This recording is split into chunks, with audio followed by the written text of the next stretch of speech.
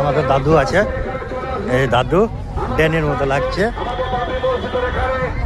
আমাদের নির্দিষ্ট দান বস্ত্র রয়েছে, সেই দান বস্ত্রে আপনারা টাকা দেবেন, টাকা দান করবেন।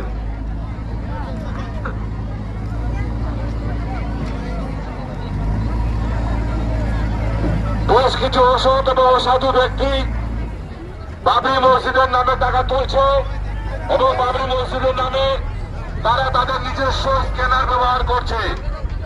এই দিক থেকে আপনাদেরকে সতর্ক করতে চাই, বাবরি মসজিদের নামে আমরা কোন আদায়কারী নিয়োগ করিনি, পশ্চিমবঙ্গে আমরা একজনকেও আদায়কারী হিসেবে নিয়োগ করিনি।